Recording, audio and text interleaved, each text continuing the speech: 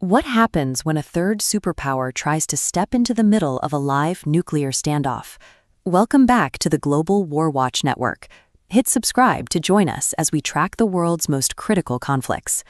This is a satellite view of the Natanz nuclear complex, a primary target in the heavy U.S. and Israeli military campaign unfolding in early 2026.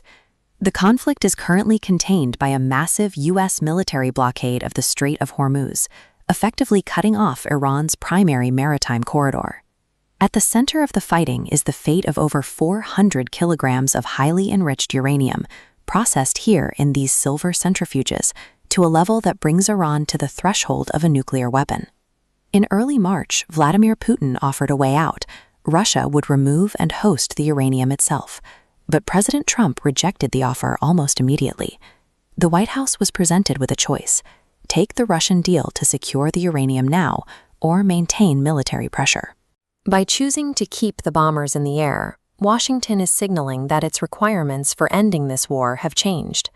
For Vladimir Putin, the uranium offer is a strategic gambit. By hosting the material, Russia would reassert itself as the indispensable mediator in the Middle East, at a time when Western diplomacy has largely collapsed.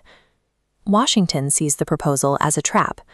Handing the logistics to Moscow would grant Russia permanent leverage over the region's security, without guaranteeing that Iran actually dismantles its enrichment infrastructure.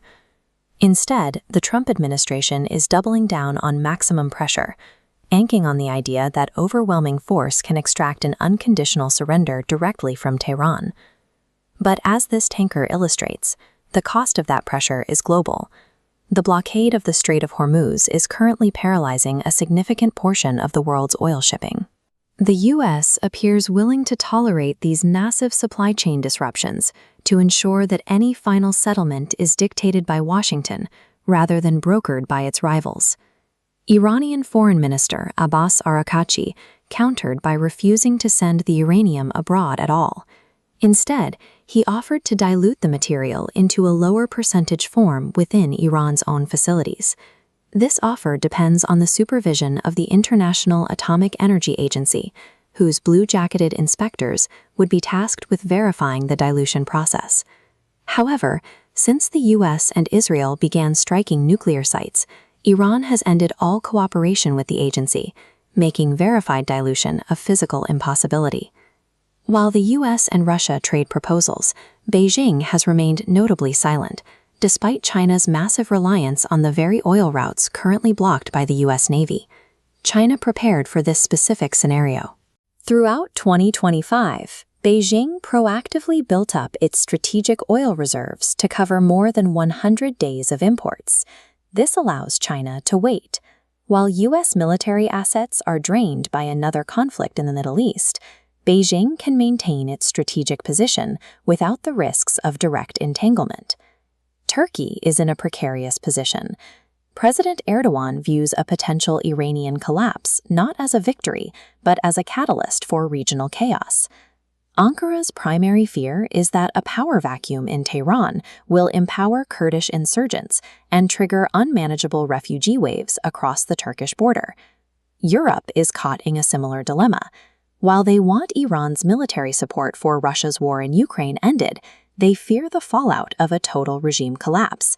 For European leaders, the U.S. escalation is a race between two crises: the desire to see Iran disarmed and the fear of a migration catastrophe at their doorstep. The conflict has reached a grueling deadlock. U.S. and Israeli air operations hit their primary targets, but Iran is entrenching for a war of attrition. In any other nuclear crisis, an offer to remove the enriched uranium would be seen as the ultimate solution. Here, it was a non-starter. This map shows why. The conflict fractures the unipolar influence of the United States, reorganizing the region's hierarchy. As the U.S. uses military force, Russia and China utilize the chaos, connecting Middle Eastern nodes to their spheres of influence. The bombing campaign may set back Iran's nuclear program by years, but it has opened a diplomatic void that neither side is currently willing to fill. Thanks for watching. To keep tracking this conflict, like this video and subscribe to Global War Watch.